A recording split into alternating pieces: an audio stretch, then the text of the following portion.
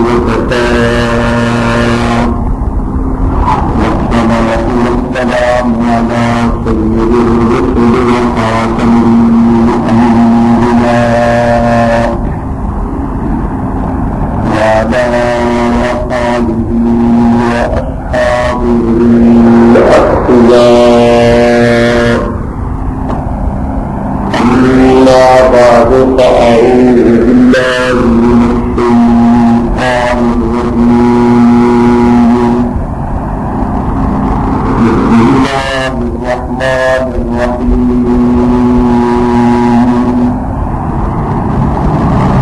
ثم نبتغي فنجعل لعنة الله على الكاذبين. صدق الله العظيم.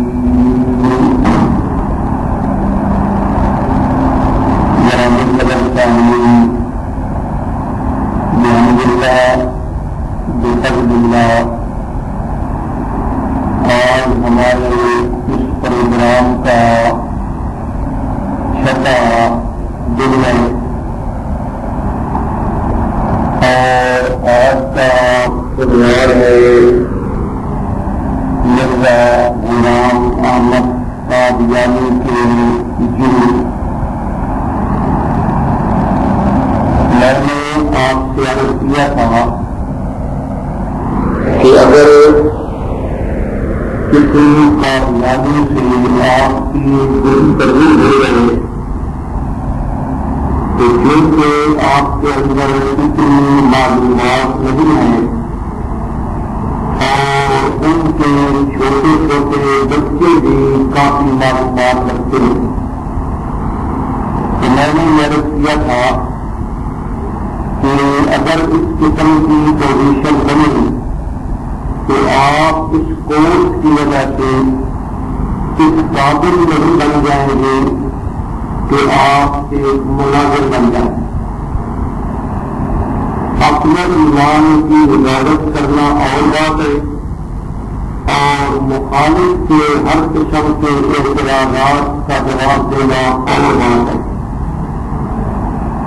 لیکن پھر بھی ایک موضوع ایسا ہے کہ جو آپ حضرات کے لیے انتہائی آسان ہے. عام طور پر جب کسی مرغی کے ساتھ بات ہوتی ہے تو وہاں جو دو موضوع چلاتے ہیں وہ لوگ خود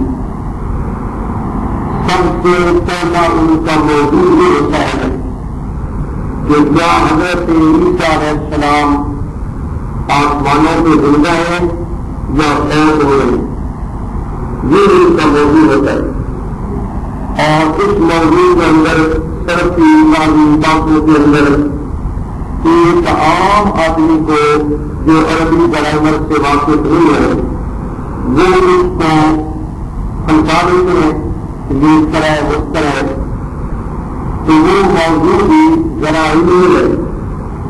یہ مطلب نہیں ہے کہ اس موضوع کے بارے میں ہمارے پاس معلومات نہیں ہے یا ہمارے پاس صداقت بھی ہے. الحمدللہ معلومات بھی ہے, صداقت بھی ہے, لیکن ایک عام آدمی کے لیے وہ ذرا مشکل ہو جائے گا. دوسرا موضوع کا یہ ہوتا ہے اقرار نبوت کہ کیا نبوت نبی اکرم صلی اللہ علیہ وسلم کے بعد جاری ہونی چاہیے یا نہیں جاری ہونی چاہیے. ختم نبوت کی بات اس بات کے اندر بھی قرآن مجید کی آیات احادیث مبارکہ اور اس قسم کی وہ باتیں کریں گے کہ ہم میں سے تھوڑی معلومات رکھنے والا ایک آدمی وہ بیچارہ ہو سکتا ہے کہ پاگل ہو جائے. اور پھر تیسرا موضوع ہوتا ہے ہماری طرف سے, وہ موضوع ہے مرزا صاحب کا کردار اور مرزا صاحب کا اخلاق. ایک نبی اس کی نبوت کا معیار کیا ہوتا ہے اور ایک نبی کے شان کے لائق کون کون سی باتیں ہیں, کون کون سی نہیں ہیں, اگر آپ کا کسی کے ساتھ کوئی مناظرہ یا گفتگو ہو جائے تو آپ اس موضوع کو پسند کریں اور اس موضوع پر بات کریں کہ کیا ملت کا نبوت کے معیار پر پورا اترتے ہیں یا نہیں اترتے.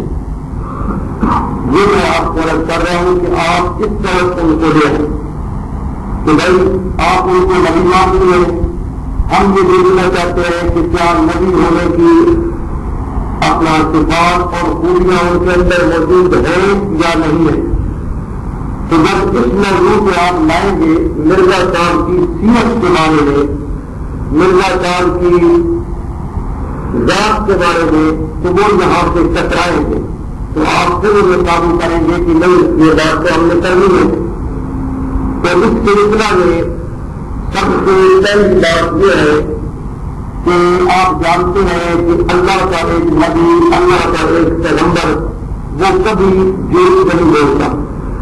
نبی اللہ صلی اللہ علیہ وسلم نے بھی جب پہلی دفعہ دعوت دی تھی تو آپ نے فرمایا تھا ہر وجہ سے مبنی صادقاً اور کاذبا کہ اے مکہ والوں کیا تم نے مجھے جھوٹا پایا ہے یا سچا؟ تو تمام مکہ والوں نے یہی جواب دیا تھا جربنا فمرارا وما رأينا فيك إلا صدقا. کہ اے محمد صلی اللہ علیہ وسلم ہم نے ایک بار نہیں سینکڑوں بار آپ کا تجربہ کیا ہے، ہم نے تمہارے اندر جھوٹ کا شائبہ تک بھی نہیں دیکھا. تو ایک نبی کے لیے یہ ضروری ہے کہ وہ سچا ہو، اور اگر کسی پیغمبر اور کسی نبی کے بارے میں کوئی ایک بھی جھوٹ ثابت ہو جائے تو وہ آدمی نبی کے معیار پر پورا نہیں کرتا. 100 باتیں وہ کرتا ہے، 100 باتوں میں سے 99 باتیں وہ سچی کرتا ہے، اور ایک اس کا جھوٹ ثابت ہو جائے تو کیا خیال ہے کہ وہ نبی بننے کے قابل ہے یا نہیں ہے؟ ایک بھی جھوٹ ہو جائے، یہ ضروری نہیں کہ بس جھوٹ بولے، ایک جھوٹ بھی بولے تو وہ نبوت کے معیار پر نہیں کرتا. تو آج میں آپ کے سامنے کچھ ایسے جھوٹ بیان کروں گا جو انتہائی واضح ہے، اور مرزا غلام احمد قادیانی نے وہ جھوٹ بولے ہیں اور لکھے، اور ان کا آج تک 100 سال گزر گیا ہے، ان کا آج تک کوئی مائی کا نام جواب نہیں دے سکا. دوسری بات یہ ہے کہ جب بھی کسی آدمی کے ساتھ بات ہوتی ہے تو کوشش یہ ہونی چاہیے، اور مذہبی بات کا سب ہے کہ جب بات اس کے مسلمات میں سے کی جائے.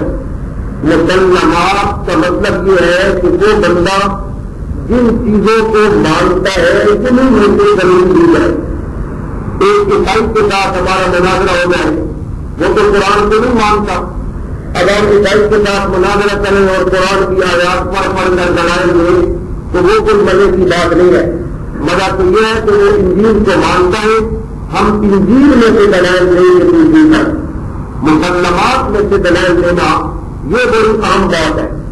تو میں جو یہ جھوٹ بیان کروں گا یہ مرزا صاحب کے مسلمات میں سے ان کی اپنی کتابوں میں سے، اپنی کتاب لکھی ہوئی ہے اور ان کے اندر جھوٹ ہے تو پھر وہ بات کر نہیں سکتے. تو سب سے پہلے آپ یہ بات سمجھیں کہ مرزا غلام احمد قادیانی نے جھوٹ کے متعلق کیا خطرے دیے ہیں اور کیا کہا ہے، یعنی جھوٹ کے متعلق اس کی اپنی کیا رائے ہے.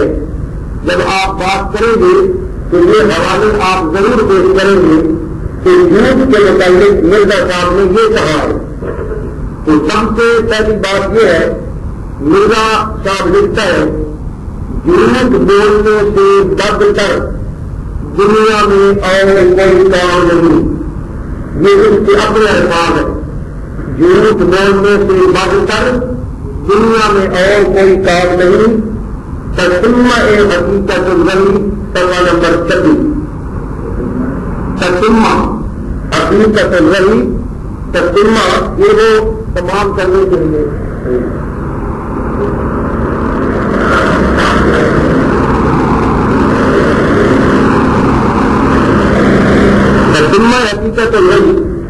صفحہ نمبر 26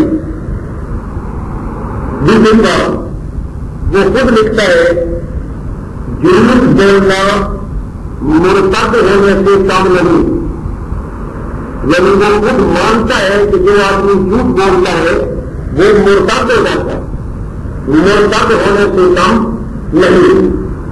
زمینہ تو پہلے بول رہی صفحہ نمبر 19 زمینہ تو کا بول رہا صفحہ نمبر 19 خود کہتا ہے کہ جو آدمی جھوٹ بولتا ہے وہ مرتد ہونے سے کم نہیں ہے۔ تیسری بات خود مرزا صاحب نے یہ بات لکھی ہے کہ جھوٹ ام الخبائث ہے، یعنی تمام خباثتوں کی اور تمام برائیوں کی ماں ہے، تمام برائیوں کی جڑ ہے، ام الخبائث ہے۔ اشتہار مرزا صاحب تبلیغ رسالت جلد نمبر 7 صفحہ نمبر 28 یہ مرزا صاحب نے اپنے دور میں جتنے اشتہار چھاپے تھے نا ان تمام اشتہاروں کو ان کے مریدوں نے ایک کتاب میں جمع کر دیا، اس میں وہ اشتہار سارے موجود ہے، وہ ضائع کوئی چیزیں نہیں۔ تبلیغ رسالت جلد نمبر 7 صفحہ نمبر 28 جھوٹ بولنا ام الخبائث ہے، تمام برائیوں کی جڑ ہے۔ چوتھی بات مرزا صاحب خود لکھتے ہیں کہ جھوٹ بولنا اور گڑ کھانا ایک برابر ہے۔ اب یہ ان کے اپنے الفاظ ہیں، جھوٹ بولنا اور گڑ کھانا ایک برابر ہے۔ حقیقت وہی صفحہ نمبر 206 ایک اور حوالہ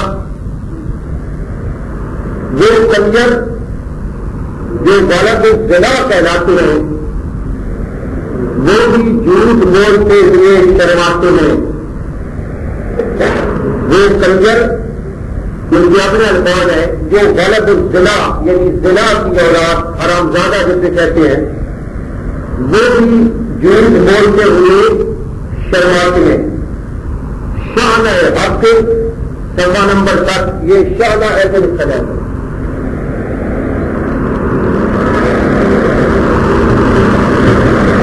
شان حق صفحہ نمبر 7 ایک اور حوالہ ہے صفحہ نمبر 7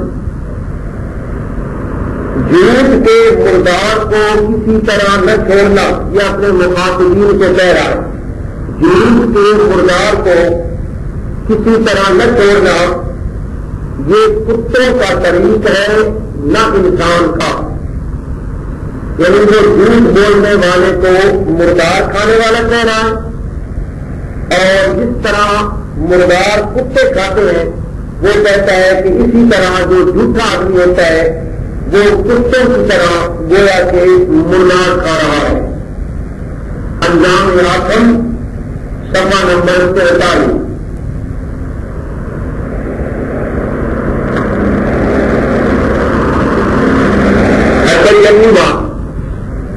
ایسا آدمی جو ہر روز خدا پر جھوٹ بولتا ہے اور آپ ہی ایک بات تراشتا ہے اور پھر کہتا ہے کہ یہ خدا کی گئی ہے جو ملک کو ہوئی ہے، ایسا بدذات انسان تو کتوں اور سوروں اور بندروں سے بھی بدتر ہے۔ یہ بھی میری آپ کو لعنت ہے کہ جو آدمی خدا کے متعلق جھوٹ بولتا ہے اپنے پاس سے بات بنا کر وہ کہتا ہے کہ یہ اللہ تعالیٰ نے میری اوپر غلط فرمائی ہے، تو ایسا بدذات ایک تو اس کو بدذات کا ہے، دوسرا اس کو کہا ہے کہ وہ کتوں سے بھی اور سوروں سے بھی اور بندروں سے بھی بدتر ہے۔ ضمیمہ نصرت الحق صفحہ نمبر 126 نصرت الحق کتاب ہے اس کی صفحہ نمبر 126 ایک اور حوالہ اس کا یہ ہے کہ جب ایک بات میں کوئی جھوٹا ثابت ہو جائے، جب ایک بات میں کوئی جھوٹا ثابت ہو جائے تو پھر دوسری باتوں میں بھی اس پر اعتبار نہیں رہتا. یہ اس نے بڑے وضاحت کے ساتھ کہہ دیا ہے کہ کسی ایک بات میں کوئی جھوٹا ثابت ہو جائے تو دوسری باتوں میں بھی اس پر اعتبار نہیں رہتا. یہ بھی ابھی کام دیکھی بات چشمہ معرفت صفحہ نمبر 222 222.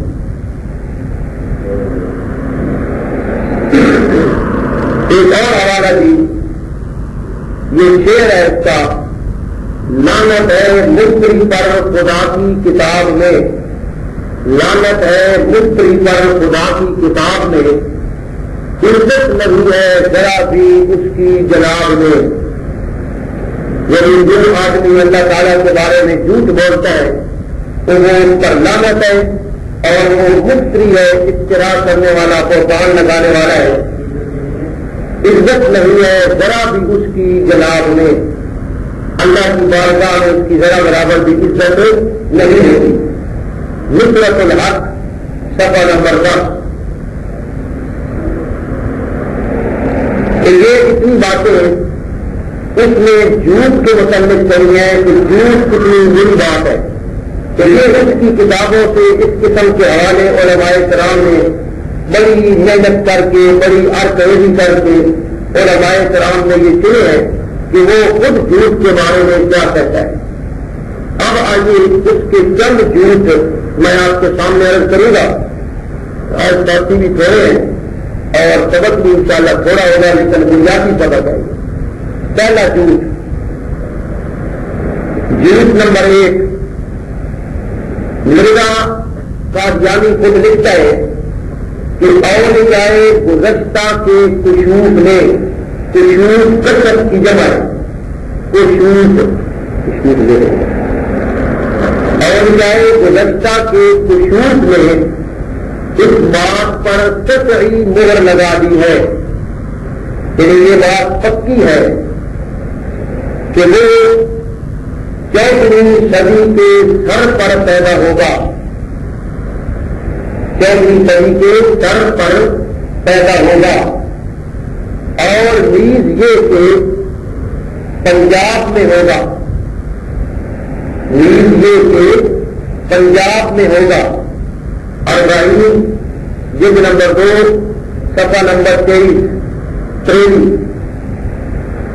یہاں مرزا قادیانی نے یہ لکھا ہے اپنے بارے میں کہ جو گزشتہ اولیاء کرام ہے نا، ان کے کشوف انہیں جب کشف ہوا، اللہ تعالیٰ نے حقیقت ان کے اوپر کھولی تو ان کے کشف نے اس بات پر قطعی مہر لگا دی، یعنی یہ مضبوط بات ہو گئی کہ وہ مادی یا وہ مسیح جو آئے گا وہ 14ویں صدی کے سر پر پیدا ہوگا، یعنی 14ویں صدی کی ابتدا میں وہ آئے گا.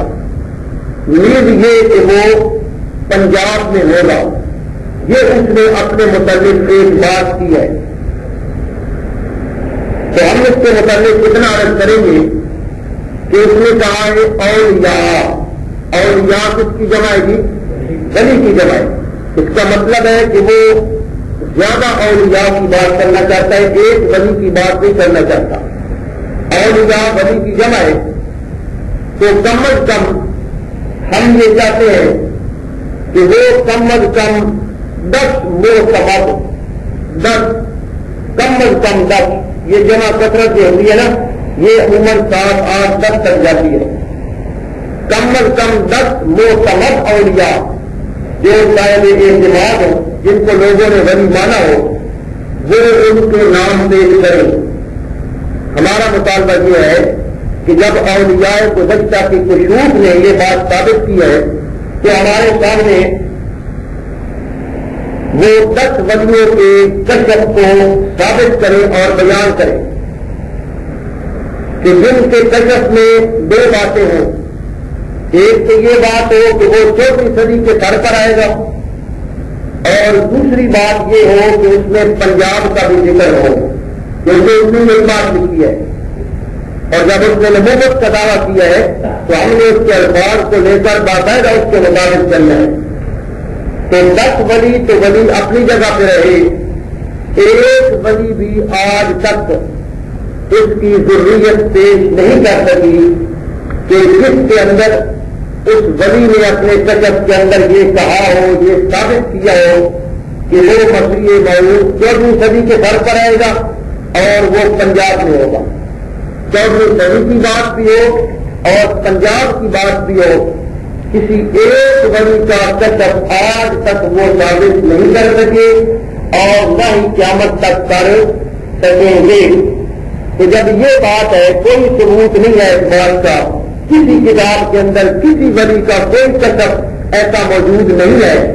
100 سال گزر گئے تو پھر آپ مجھے بتائیں کیا یہ بات جو مرزا صاحب نے کی ہے اربعین میں، یہ اس نے جھوٹ بولا ہے کہ سچ کہا ہے؟ جب اس نے جھوٹ بولا ہے تو پھر وہ مرتد ہوا کہ نہ ہوا؟ سیدھی بات ہے نا. پھر اس نے گوں کھایا کہ نہ کھایا؟ وہ قواعد کا کام اس نے کیا. پھر آگے میں کہوں وہ کتوں سے، سوروں سے، بندروں سے بھی بد کر ہوا یا نہ ہوا؟ اس پر لعنت ہوئی یا نہ ہوئی؟ تو گویا کہ اپنے یعنی ایک جھوٹ بول کر اتنا بڑا جھوٹ ہے اور تقریباً 100 سال گزر گیا ہے. 1901 میں مرزا نے نبوت کا دعویٰ کیا تھا، اب 1910 یعنی 110 سال گزر گئے. علماء کرام مطالبہ کرتے چلے آ رہے ہیں اور آج تک کوئی ایک بھی ولی کا کشف جس میں 14ویں صدی کا ذکر ہو اور پنجاب کا ذکر ہو وہ پیش نہیں کر سکتا. یہ بڑی پکی ٹھکی بات ہے. اور جب میں نے اسے پہلے نمبر پر لکھا ہے تو سمجھ لیں آپ کی یہ بہت ہی مضمون بات تھی، میں نے اسے پہلا نمبر دیا. اچھا جی، یہ ایک بات سمجھ آ گئی. دوسرا جھوٹ نمبر 2، اے عزیزو، مرزا لکھتا ہے اے عزیزو تم نے وہ وقت پایا ہے. جی آپ بے شک اس کی باتیں لکھ لیں، چھوٹی چھوٹی باتیں. تم نے وہ وقت پایا ہے جس کی بشارت تمام نبیوں نے دی ہے، جس کی بشارت تمام نبیوں نے دی ہے. اور اس شخص کو یعنی مسیح موعود کو تم نے دیکھ لیا، اور اس شخص کو یعنی مسیح موعود کو تم نے دیکھ لیا جس کے دیکھنے کے لیے بہت سے پیغمبروں نے بھی خواہش کی تھی. وہ اپنے دور کے اپنے پیروکاروں کو کہتا ہے کہ تم تو بڑے خوش قسمت ہو، تم نے وہ وقت پایا ہے کہ میں تمہارے پاس آ گیا ہوں اور تمام نبیوں نے میرے آنے کی بشارت دی ہے، اور تم نے اس مسیح موعود کو دیکھ لیا ہے جس کے دیکھنے کے لیے بہت سے پیغمبروں نے بھی خواہش کی تھی. اربعین جلد نمبر 4 صفحہ نمبر 14. جی بالکل ہے، جس کی بشارت تمام نبیوں نے دی ہے، اور اس شخص کو یعنی مسیح موعود کو تم نے دیکھ لیا جس کے دیکھنے کے لیے بہت سے پیغمبروں نے خواہش کی تھی. صفحہ نمبر 14. تو اس میں اس نے بنیادی طور پر 2 باتیں کی ہیں. ایک تو وہ یہ کہتا ہے کہ میرے بارے میں تمام نبیوں نے، تمام کا لفظ ہے، میرے بارے میں تمام نبیوں نے بشارت دی ہے کہ وہ آئے گا. اور دوسری بات وہ کہتا ہے کہ بہت سے نبیوں نے، یہاں سے تمام نہیں کہا، بہت سے نبیوں نے خواہش ظاہر کی تھی مجھے دیکھنے کے لیے، مجھے دیکھنے کی خواہش کا اظہار کیا تھا. تو ہم اس کے جواب میں کہتے ہیں کہ ہمارا دعویٰ ہے کہ یہ بالکل سفید جھوٹ ہے. انبیاء کرام علیہ السلام پر افتراء اور بہتان ہے. کسی ایک پیغمبر نے، اس نے تو کہا ہے نا کہ تمام نبیوں نے بشارت دی ہے، یا پھر اس نے کہا کہ بہت سے پیغمبروں نے خواہش کا اظہار کیا تھا. تو ہم یہ کہتے ہیں کہ کسی ایک پیغمبر نے بھی اس خواہش کا اظہار نہیں کیا. کوئی ثبوت دنیا جہان کی کسی کتاب میں سے لے لیا جائے کہ کسی پیغمبر نے مرزا غلام احمد قادیانی جو پنجاب میں آئے گا، جو مسیح موعود ہوگا، اس کے دیکھنے کی خواہش کا اظہار کیا ہو. یہ بالکل سفید جھوٹ ہے. اور جب جھوٹ ہے تو جب آپ یہ جھوٹ بیان کریں گے تو ساتھ ساتھ آپ کو اس کے جھوٹوں کے بدلے بھی جو کنجر ہے غلط زنا ہے دو کھاتا ہے فلاں کرتا ہے. اب میں بار بار تو یہ نہیں کہوں گا لیکن آپ یہ اس کے بات بیان کریں گے کہ انہوں نے خود کہا ہے کہ ایسا ہے تو اب یہ ثابت کرو. تو اس بات کا بھی آج تک کوئی جواب نہیں آ سکا اور نہ ہی کوئی جواب دے سکے. بعض اس کے جھوٹ ایسے ہیں کہ جن کا وہ کوئی نہ کوئی جواب بناتے ہیں پھر آگے بات چلتی ہے پھر مولوی اس کا جواب دیتے ہیں پھر جواب الجواب وہ نمبر اگلا ہوتا ہے. میں ایسے جھوٹ بیان کر رہا ہوں کہ جن کا وہ جواب دے نہیں سکتے بالکل یہ اس کی نسبت آسان ہے. جھوٹ نمبر 3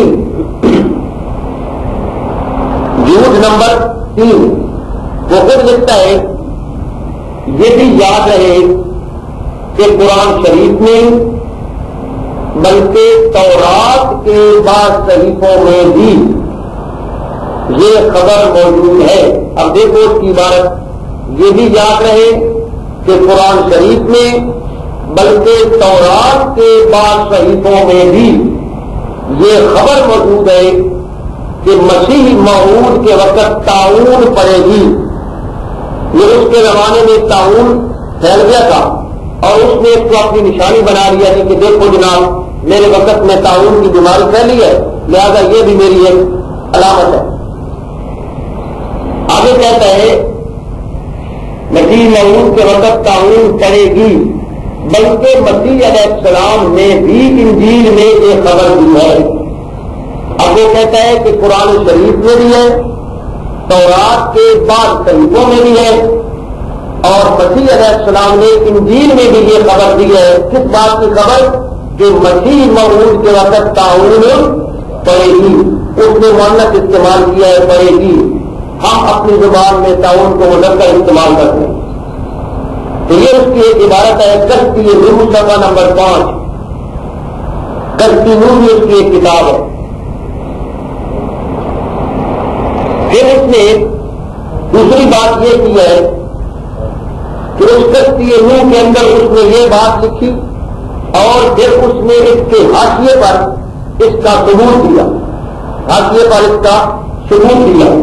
حاشیے پر لکھتا ہے کہ مسیح موعود کے وقت طاعون پڑھنا بائبل کی ذیل کی کتابوں میں موجود ہے.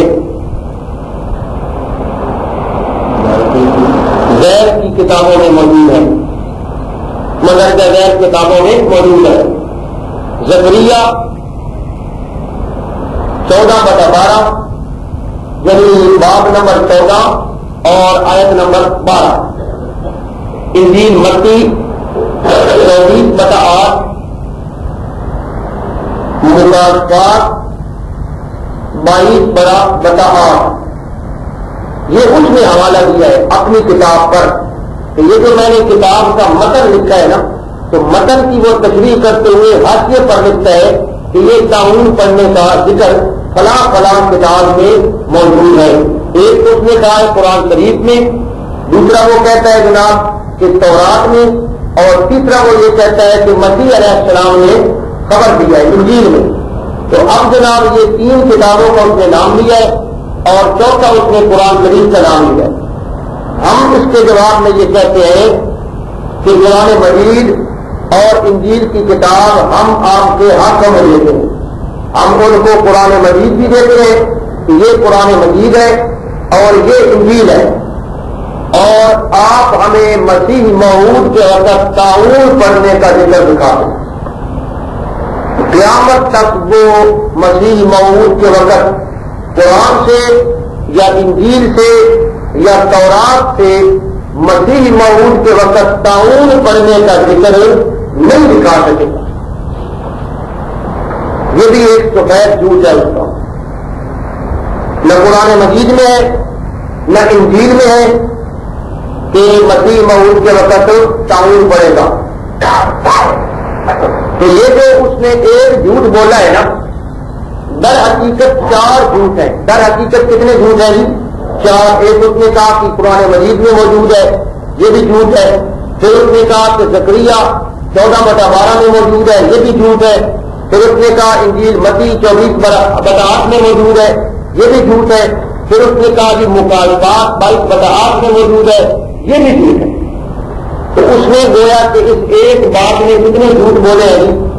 4 جھوٹ بولے۔ اور یہ کوئی ایسی پریشان ہونے والی بات کوئی نہیں۔ ہم ان کو قرآن دیتے ہیں، انجیل دیتے ہیں کہ جناب یہ ہمیں دکھا دیں کہ مسیح موعود کے وقت تعاون پڑھنے کا ذکر آپ ہمیں قرآن مجید سے دکھا دیں اور آپ ہمیں اس کتاب سے دکھا دیں، قیامت آ جائے گی لیکن وہ اس کا جواب نہیں دے سکے، نہیں دکھا سکے۔ قرآن مجید میں تو آپ کو پتہ ہے ہی نہیں ہے یہ بات۔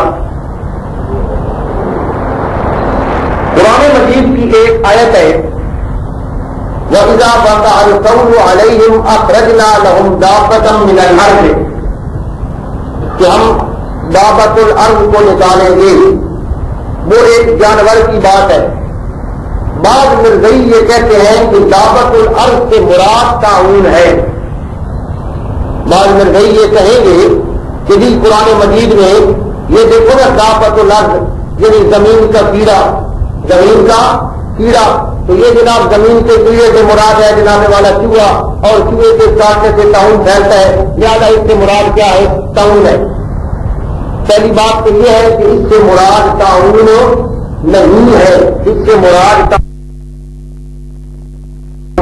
تو ہم اس کے جواب میں یہ کہتے ہیں کہ ان میں سے کسی ایک مجدد کا قول دکھا دیں، وہ پتہ نہیں 100-150 مجدد اس نے ذکر کیا ہے، ایک صدی کے 5-5 تک ذکر کرتا ہے۔ ہم کہتے ہیں کسی ایک مجدد سے یہ ثابت کر دے کہ اس نے جہاں سے دابۃ الارض سے مراد طاعون لیا، طاعون مراد نہیں ہے۔ یہ پھر آگے بات چلے گی نا، زیادہ یہ ذرا بات لمبی ہو جائے گی۔ آگے جناب جھوٹ نمبر 4،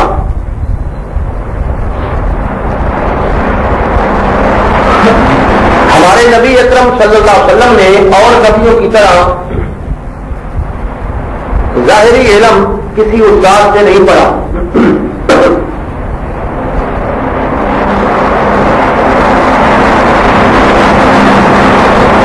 ہمارے نبی اکرم صلی اللہ علیہ وسلم نے اور نبیوں کی طرح ظاہری علم کسی استاد سے نہیں پڑھا، مگر حضرت عیسیٰ علیہ السلام اور حضرت موسیٰ علیہ السلام مکتبوں میں بیٹھے تھے، مکتب کی جمع مکتبوں میں بیٹھے تھے۔ ہاں، حضرت عیسیٰ علیہ السلام اور حضرت موسیٰ علیہ السلام مکتبوں میں بیٹھے تھے، اور حضرت عیسیٰ نے ایک یہودی استاد سے تمام تورات پڑھی تھی، اور حضرت عیسیٰ نے ایک یہودی استاد سے تمام تورات پڑھی تھی۔ آگے وہ کہتا ہے، یہ عبارت لمبی ہے، درمیان میں آپ نقطے ڈال لیں، کچھ عبارت گزر جانے کے بعد پھر وہ آگے لکھتا ہے سو آنے والے کا نام جو مادی رکھا گیا ہے، سو یہ سو بھی پرانی اردو کا لفظ ہے، یعنی لہذا یا نتیجہ تھا، سو آنے والے کا نام جو مادی رکھا گیا ہے، سو اس میں یہ اشارہ ہے کہ وہ آنے والا، اس میں یہ اشارہ ہے کہ وہ آنے والا علم دین خدا سے ہی حاصل کرے گا۔ اپنی بات کر رہا ہے کہ وہ علم دین خدا سے ہی حاصل کرے گا، اور قرآن و حدیث میں کسی استاد کا شاگرد نہیں ہوگا، اور قرآن و حدیث میں کسی استاد کا شاگرد نہیں ہوگا۔ آگے پھر کچھ عبارت لکھنے کے بعد آگے وہ کہتا ہے سو میں حلفاً کہہ سکتا ہوں، سو میں حلفاً کہہ سکتا ہوں کہ میرا حال یہی ہے، کہ میرا حال یہی ہے، کوئی ثابت نہیں کر سکتا کہ میں نے کسی انسان سے قرآن و حدیث یا تفسیر کا ایک سبق بھی پڑھا ہے، یا کسی مفسر یا محدث کی شاگردی اختیار کی ہے، یا کسی مفسر یا محدث کی شاگردی اختیار کی ہے۔ ایام الصلح صفحہ نمبر 153۔ ایام الصلح. تو یہاں اس نے کہا ہے، ایک تو اس نے کہا ہے جی کہ حضرت عیسیٰ علیہ السلام اور حضرت موسیٰ علیہ السلام مکتبوں میں بیٹھے تھے، یعنی انہوں نے باقاعدہ مدرسے میں جا کر تعلیم حاصل کی تھی. دوسری بات وہ کہتا ہے کہ حضرت عیسیٰ نے یہودی سے تمام تورات پڑھی تھی. دو باتیں ہو گئی. تیسری بات وہ کہتا ہے کہ میں قسم اٹھا کر کہتا ہوں کہ میرا حال بھی یہی ہے، میں نے کسی انسان سے قرآن حدیث تفسیر کا ایک سبق بھی نہیں پڑھا. یعنی وہ کہنا یہ چاہتا ہے کہ مجھے بھی جو علم دیا ہے اللہ تعالیٰ نے ڈائریکٹ دیا ہے، میں کسی کا شاگرد نہیں ہوں. تو یہ اس نے تین باتیں کی ہیں. حضرت موسیٰ اور حضرت عیسیٰ مکتب میں بیٹھے، ہم ان سے یہ کہتے ہیں کہ ثابت کریں، دنیا کی کسی کتاب سے ثابت کریں کہ حضرت موسیٰ یا حضرت عیسیٰ علیہ السلام یہ کسی مکتب یا کسی مدرسے میں پڑھنے کے لیے گئے اور ثابت کریں. یہ اس نے واضح جھوٹ بولا ہے، بالکل واضح جھوٹ. دوسری بات ہم یہ کہتے ہیں کہ اس نے کہا ہے کہ حضرت عیسیٰ نے یہودی سے تورات پڑھی تھی. ہم کہتے ہیں یہ بھی واضح جھوٹ ہے، ثابت کریں، ہاتھوں کو برہان کو ثبوت پیش کریں، اور وہ اس کا ثبوت پیش نہیں کر سکتے. تیسری بات اس نے کہی ہے کہ میں بھی ایسا ہی ہوں، میں نے کسی استاد سے کوئی سبق وغیرہ قرآن و حدیث کا نہیں پڑھا. اصول تو واقعی یہی ہے کہ اللہ کا کوئی نبی جو ہوتا ہے وہ کسی استاد سے سبق نہیں پڑھتا. اب اس نے جب نبوت کا دعویٰ کیا تو اس نے یہ کہہ دیا، تو آپ پیچھے پڑھ آئے ہیں. ہم نے یہ ثابت کیا تھا کہ مرزا صاحب نے خود لکھا ہے کہ میرے بہت سارے استاد تھے. ایک کا نام آپ کو یاد ہوگا فضل احمد تھا، اور ایک کا نام فضل الہی تھا، اور ایک کا نام گل علی شاہ تھا، یہ شیعہ تھا اس کا استاد، اور ایک اس کا باپ اس کا نام غلام مرتضیٰ تھا، اس سے بھی پڑھا ہے. ایک ڈاکٹر امیر علی شاہ تھا جس سے انگریزی پڑھی ہے. تو یہ 5 استاد تو ہمیں بھی معلوم ہے جو اس نے اپنی کتابوں میں لکھے. تو وہ کتنا بڑا جھوٹ بول رہا ہے کہ میں نے قرآن و حدیث یا تفسیر کا ایک سبق بھی کسی سے نہیں پڑھا. مقصد اس کا کیا ہے کہ یہ علوم مجھے اللہ تعالیٰ نے آٹومیٹکلی دے دی ہے. تو یہ اس نے ایک واضح جھوٹ بولا ہے. اس کی اپنی کتابوں سے ثابت ہے کہ اس کے بہت سارے استاد تھے، اس کے بہت سارے استاد تھے. یہ بات سمجھ آ گئی تھی؟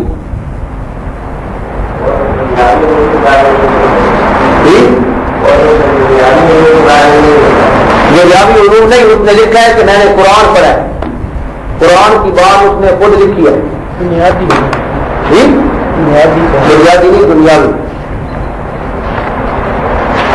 یہ جناب کہتا ہے جب میری عمر 6-7 سال کی عمر میں ایک فارسی خام معلم میرے لیے نوکر رکھا گیا جس نے مجھے قرآن شریف اور چند فارسی کی کتابیں پڑھائیں. تو قرآن شریف کا تو اس نے لفظ بول دیا اور فارسی کی کتابیں بھی اس میں پڑھی ہیں. تو فارسی کتابوں کے اندر یہی علوم تو ہوتے تھے. اور کون سے ہمارا سارا سرمایہ جو تھا آج تک وہ فارسی میں رہا. تو یہ قرآن شریف کہتا ہے کہ میں نے پڑھا ہے، قرآن شریف میں نے پڑھا ہے. اور ادھر کیا کہہ رہا ہے کہ کسی انسان سے قرآن و حدیث یا تفسیر کا ایک سبق بھی پڑھا. کیا وہ بات کرتے ہیں؟ بات بالکل ٹھیک ہے. وہ کہتے ہیں جی مرزا صاحب نے تو کہا ہے نا کہ یہاں آپ نے حدیث کی بات کی، آپ ادھر سے حدیث ثابت کریں. تو ہم کہتے ہیں کہ چلو یہ قرآن کو لکھا ہوا ہے، قرآن اور حدیث یا تفسیر کا ایک سبق پڑھا. تو یہ اس نے خود جھوٹ بولا ہے. اور باقی دوسری بات یہ ہے کہ نبی کے لیے یہ ضروری نہیں کہ وہ قرآن کسی سے پڑھے نہ پڑھے. نبی کے لیے تو یہ ضروری ہے کہ وہ مطلقاً کسی قسم کا علم کسی سے نہ پڑھے. یہ ہے نبی پاک صلی اللہ علیہ وسلم کا. وہ اپنے آپ کو غرور کہتا ہے، وہ دل کہتا ہے. وہ کہتا ہے کہ جو خصوصیات اللہ کے پیغمبر میں موجود تھیں وہ ساری میرے اندر موجود ہیں. تو اب آپ دیکھیں ہم نے اس کا موازنہ کرنا ہے. جب اس نے یہ دعویٰ کیا ہے موازنہ کرنا ہے. نبی پاک صلی اللہ علیہ وسلم نے کسی سے پڑھنا سیکھا، لکھنا سیکھا، کوئی کتاب پڑھی، کسی شاگرد بنے کسی کے، تو یہ شاگرد بنے. موازنہ ادھر کرتا ہے نا. اس لیے یہ بھی کیا ہے، اس کا جھوٹ ہے. اور اس نے قدم اٹھائی ہے اور میں حلفن کہہ سکتا ہوں، یعنی قسم اٹھا رہا ہے، اور جب قسم اٹھائی جائے اس کا اپنا قانون ہے، یہ عربی کی عبارت ہے والقسم يدل على ان الخبر معمول على الظاہر، اس کا اپنا قانون یہ ہے کہ جب کسی بات پہ قسم اٹھائی جائے تو اس قسم والی بات کے اندر کوئی تعبیر، کوئی ہیرا پھیری، کوئی مطلب اندر سے نکالنا باہر سے نکالنا نہیں ہوتا، جو مطلب ظاہر ہو رہا ہے وہی مطلب ہوتا ہے۔ یہ اس کا یہ قانون اس نے خود کہا ہے امامت البشرا کے اندر، یہ بڑا اہم قانون ہے مولویوں کے لیے۔ آپ کو مولوی نہیں ہے، بہرحال میں نے یہ بیان کر دیا ہے کہ جب قسم اٹھائی جائے تو اس کے وہ ظاہر پر وہ قسم ہوتی ہے، معمول ہوتی ہے، اس کے اندر کوئی تعویل اور کوئی استثناء نہیں ہوتا۔ تو یہاں اس نے کہا ہے کہ میں حلفاً کہتا ہوں کہ میرا حال یہی ہے، کوئی ثابت نہیں کر سکتا کہ میں نے کسی انسان سے قرآن حدیث یا تفسیر پڑھی ہو۔ اب اس میں وہ تعویل کرے، تفسیر کرے، یہ ہے جی وہ ہے، وہ نہیں کر سکتا۔ جو ظاہری الفاظ ہیں انہی کے مطابق ہم بات کریں گے۔ قانون حمامت اور بشرا صفحہ نمبر 21، یہ بڑی جگہ کام دیتا ہے قانون، اس نے خود یہ قانون لکھا ہے۔ اچھا جی، جھوٹ نمبر 5، ذرا تیزی میں آ جائیں گی۔ احادیث صحیحہ میں آیا تھا کہ وہ مسیح موعود صدی کے سر پر آئے گا اور وہ 14ویں صدی کا مجدد ہوگا۔ احادیث ایک حدیث نہیں، احادیث صحیحہ میں آیا ہے کہ وہ مسیح موعود صدی کے سر پر آئے گا اور وہ 14ویں صدی کا مجدد ہوگا۔ براہین انبیاء حصہ 5 صفحہ نمبر 188۔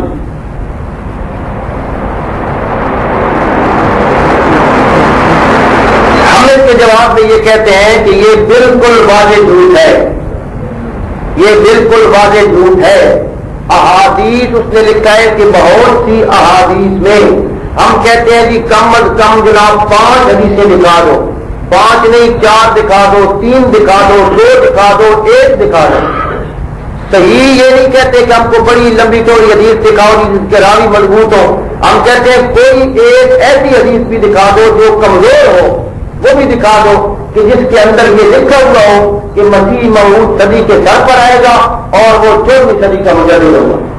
یہ اس نے احادیث کے بارے میں واضح جھوٹ بولا ہے، اور کسی کتاب سے بھی یہ الفاظ وہ دکھا نہیں سکتا،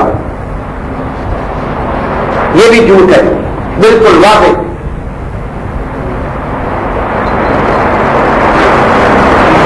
اگلی عبارت آپ سن لیں، جھوٹ نمبر 6،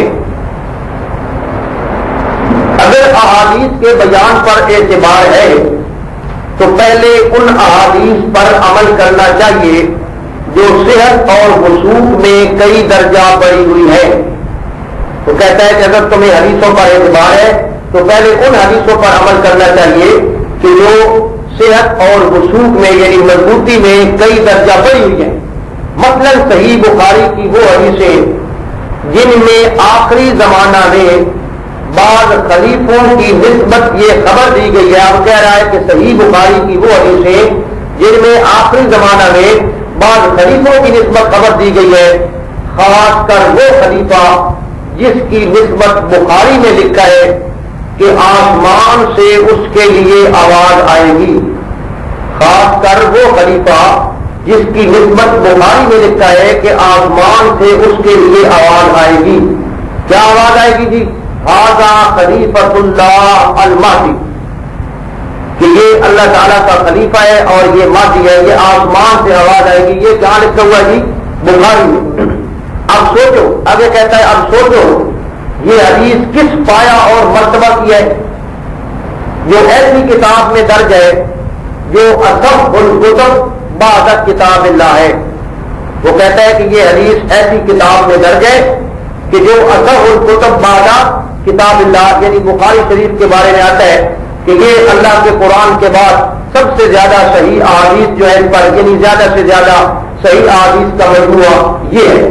تو باقی حدیثوں سے چونکہ اس کا مقام زیادہ ہے، اس لیے بعض علماء نے فرمایا کہ یہ اصح الکتب ہے، یعنی صحیح ترین کتاب ہے۔ تو اب یہ کہتا ہے کہ اصح الکتب بعد کتاب اللہ میں یہ دلیل موجود ہے. آدھا خلیفۃ اللہ المہدی والا جملہ شہادت القرآن صفحہ نمبر 41. اچھا جی، یہ اس نے کہہ دیا. اس کے جواب میں ہم کہتے ہیں کہ ہم بخاری اس کے ہاتھ میں دیتے ہیں، آپ کے ہاتھ میں دیتے ہیں. آپ ہمیں یہ حدیث دکھا دیں بخاری نکال. آدھا خلیفۃ اللہ المہدی والی حدیث یہ بخاری میں کہاں ہے؟ یہ دکھا دیں. یہ بخاری میں نہیں ہے، یہ اس میں خالص جھوٹ بولا ہے اور اتنی تحدی اور زور کے ساتھ جھوٹ بولا ہے. آگے یہ بھی کہتا ہے کہ یہ اصح الکتب بعد کتاب اللہ ہے. اگر کوئی مرزائی یہ کہے گی کہ یہ بخاری میں تو نہیں، یہ تو بخاری جو لکھا گیا نا لفظ یہ غلطی سے کسی کاتب نے لکھ دیا ہے تو بخاری میں نہیں، یہ تو فلاں حدیث میں موجود ہے کتاب میں، تو ہم کہتے ہیں کہ نہیں، یہاں بخاری ہی تھا. کیونکہ آگے وہ کیا لکھتا ہے؟ جو ایسی کتاب میں درج ہے جو اصح الکتب بعد کتاب اللہ ہے. یہ آگے بھی لکھتا ہے نا کہ اصح الکتب بعد کتاب اللہ کون سی کتاب ہے جی؟ بعد میں ضرور یہ چاہے گی بخاری نہیں، یہ فلاں کتاب میں موجود ہے. ہم یہ کہتے ہیں کہ یہ بخاری میں موجود نہیں ہے، اس نے اصح الکتب بعد کتاب اللہ لکھا ہے. پھر بعد مرزائی یہ کہیں گے کہ جناب بڑے بڑے مولوی بھی غلط حوالہ دے جاتے ہیں. ایسی کون سی بات ہے؟ حوالہ اگر غلط ہو گیا تو کیا ہو گیا جی؟ حوالہ غلط بھی ہو سکتا ہے. مولوی دیتے ہیں فلاں مولوی نے حوالہ دیا، غلط دیا. ہم کہتے ہیں مولوی غلط دے سکتا ہے لیکن اللہ کا نبی غلط حوالہ نہیں دے سکتا. اس نے نبی اپنے آپ کو کہا ہے، مولوی کہتا تو خیر تھی، کوئی بات نہیں. اور پھر دوسری بات یہ ہے کہ نبی اگر غلطی کرتا ہے، یہ بنیادی اصول ہے، نبی سے اگر کوئی اس قسم کی خطا ہو جاتی ہے، خطا، اللہ تعالیٰ نبی کو اس خطا پہ قائم نہیں رہنے دیتا. اللہ فوری طور پر نبی کی اصلاح کر دیتا ہے. نبی اس خطا پہ اگر کوئی ہو جائے، نسیان ہو جائے، تو اس قسم کی بات ہو جائے تو اللہ تعالیٰ اس نبی کو قائم نہیں رہنے دیتا، اللہ تعالیٰ فوراً اصلاح کر دیتا ہے. تو یہ تو آج تک لکھا ہوا اس کی کتابوں میں. تو یہ خطا فاحش ہے، بہت بڑی غلطی ہے جو اس نے جھوٹ بولا ہے. اور اگر وہ اللہ کا نبی تھا تو اللہ تعالیٰ کو چاہیے تھا کہ اللہ تعالیٰ کہتا کہ میرے نبی یہ تو بات تو غلط لکھ رہا ہے، لہٰذا اس کو صحیح کر دے. کیوں اس نے صحیح نہیں کیا؟ اللہ تعالیٰ نے کیوں نہیں بتایا؟ ثابت ہوا کہ وہ اللہ کا نبی نہیں تھا. جھوٹ نمبر 7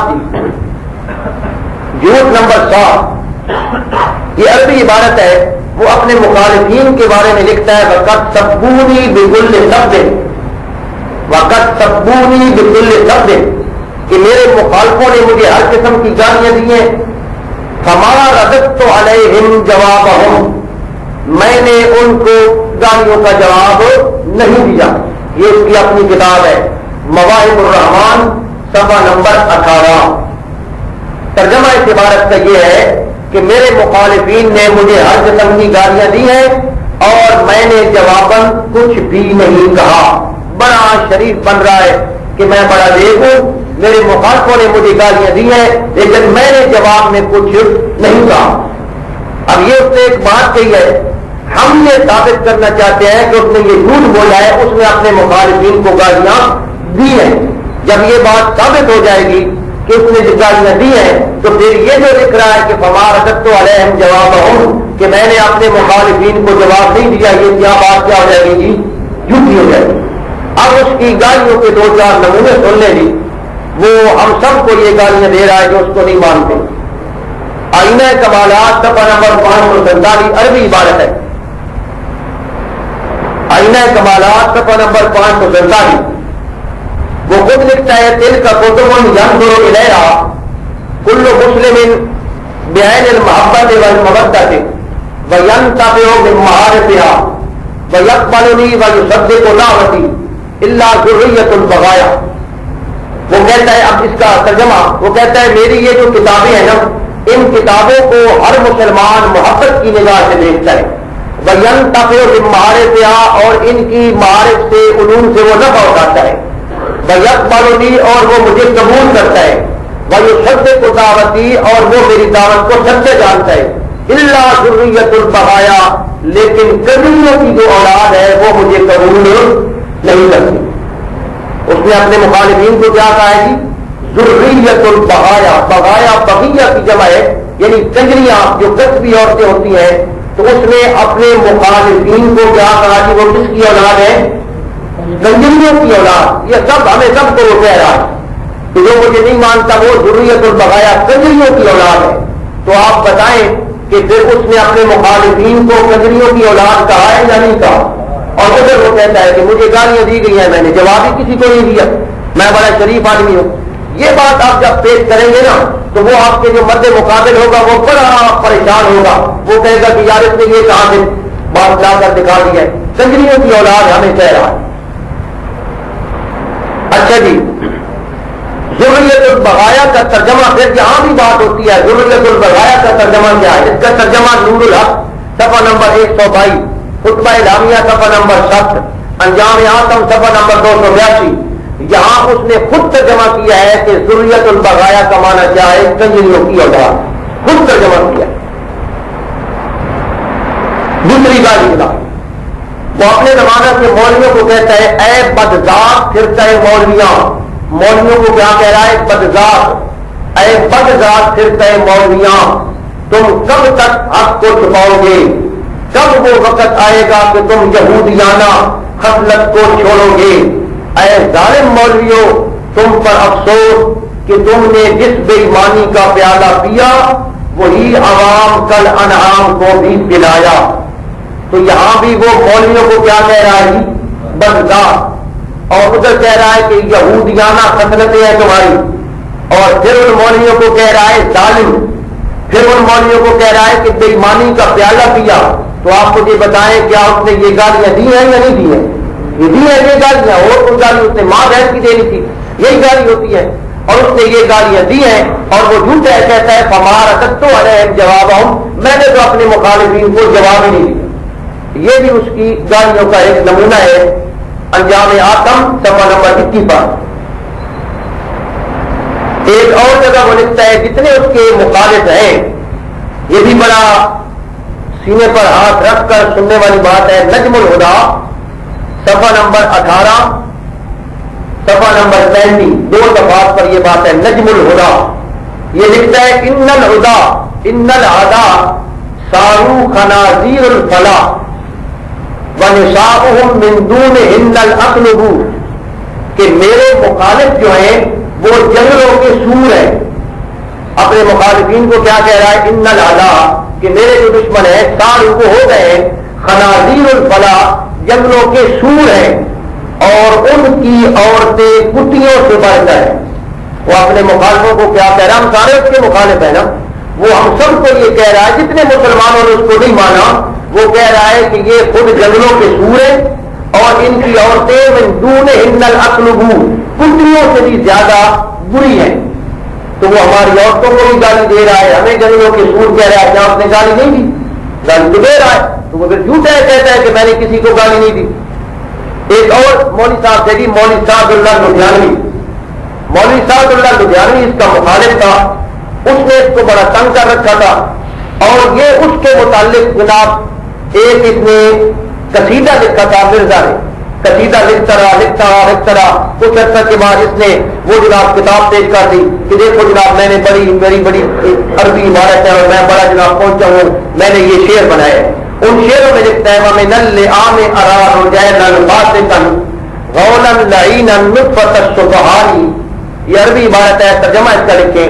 لکھتا ہے اور لعینوں میں سے یعنی کمینوں میں سے ایک نالائق آدمی کو میں دیکھتا ہوں. غولاً لعیناً، غولاً کا معنی ہوتا ہے شیطان، کہ وہ ایک ملعون شیطان ہے. نطفۃ الصفحاء، سفیہوں کا نطفہ ہے، سفیہوں کا نطفہ یعنی بے وقوف لوگوں کا وہ نطفہ ہے، یعنی اس کو وہ حرامزادہ کہہ رہا ہے.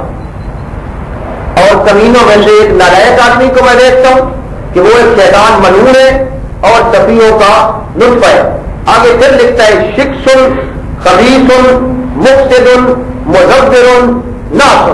یہ ایک شعر کے اندر اس نے اس بندے کو 5 گالیاں دی ہیں. شخص یعنی وہ بدگو ہے، خبیث وہ خبیث ہے، مفسد وہ فسادی ہے، مدبر وہ جھوٹ کو ملمہ کر کے دکھانے والا ہے، ناس وہ منحوس ہے. اتنی گالیاں دے کر آگے لکھتا ہے مسمى سعد فی الجہلاء، کہ جس کا نام جاہلوں نے سعد رکھا ہوا ہے. مولوی صاحب اللہ تعالیٰ کہتا ہے اس کا نام جاہلوں نے سعد رکھا ہوا ہے. آگے اسی مولوی سعد اللہ کو کہتا ہے آزیتنی خبثا فلست بصادق ان لم تمت بالخزي ابن البغائی. تو نے اپنی خباثت کے ساتھ مجھے تکلیف پہنچائی ہے. فلست بصادق پس میں سچا نہیں ہوں گا. اگر لم تمت بالخزي اگر تو ذلت کے ساتھ نہ مرے گا. ابن البغائی اے بدکار عورتوں کی اولاد. یعنی اس مولوی سعد اللہ کو کہہ رہا ہے ابن البغائی اے بدکار عورتوں کی اولاد. یعنی دوسرے لفظوں میں اس کو کیا کہہ رہا ہے؟ حرامی، حرام زادہ. اور یہ حرام زادہ کا جو لفظ ہے نا، یہ مرزا صاحب کی بہت بڑی عام گالی ہے. ہر کتاب میں لکھتا ہے حرام زادہ، حرام زادہ. یہ تو وہ بہت زیادہ کہتا تھا. اس مولوی کو یہ کہنا کہ وہ خبیث ہے، وہ ایسا مفسد ہے، یہی تو گالی ہے. اور پھر اس کو یہ کنجری کی اولاد کہنا، جو اس کو حرام زادہ کہنا، یہ بھی گالی ہے. یہ اس نے لکھے ہیں جی شعر تتمہ حقیقت الوحی صفحہ نمبر 14-15.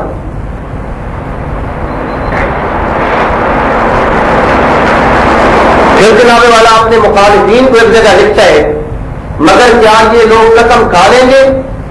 ہرگز نہیں، کیونکہ یہ جھوٹے ہیں اور کتوں کی طرح جھوٹ کا مردار کھا رہے ہیں. اپنے مخالفین کو لکھتا ہے کہ یہ جو میرے مخالف ہیں یہ کتوں کی طرح جھوٹ کا مردار کھا رہے ہیں. زمینہ انجام آتم صفحہ نمبر 250. تو یہاں اپنے مخالفین کو کہتا ہے کہ یہ کتے اور کتوں کی طرح یہ جھوٹ کا مردار کھا رہے ہیں. تو یہ میں نے نمونہ آپ کو دے دیا ہے کہ اس شخص نے اپنے مخالفین کو، یہ نمونہ ہے، ویسے بہت سی گالیاں دی ہیں، اپنے مخالفین کو یہ گالیاں دی ہیں. اور ادھر کہتا ہے کہ وقت سبونی بکل سب ہمارا رد تو علیہم جواب ہوں کہ میں نے اپنے مخالفین کو کوئی جواب نہیں دیا. تو یہ بھی اس کا جھوٹ ہے، واضح جھوٹ ہے کہ اس نے جواب تو دیا ہے، اس نے بہت بڑا جھوٹ بولا ہے. بس یہ آج کے لیے اتنا کافی ہے. تو جیسا کہ کل فیصلہ کیا گیا تھا، کل جمعہ ہے اور پرسوں ہفتہ ہے، اور یہ بڑی بنیادی باتیں ہیں، یہ اصل باتیں آپ کو کام آنے والی ہیں. انشاءاللہ اتوار کے دن سبق ہوگا اور جلدی انشاءاللہ سبق پڑھتے ہیں. اور پروگرام ہمارا یہ ہے کہ اگلے جمعہ کو 5 نومبر کو آپ کو اسناد وغیرہ بھی تقسیم کر دیں گے. کسی عالم کا ٹائم میں دے رہا ہوں، انشاءاللہ مل جائے گا تو وہ پھر کریں گے. بہرحال اب اتوار کے دن حاضری ہے، مرزا صاحب کی جھوٹی پیش گوئیاں، یہ موضوع ہوگا. الحمد للہ رب العالمین.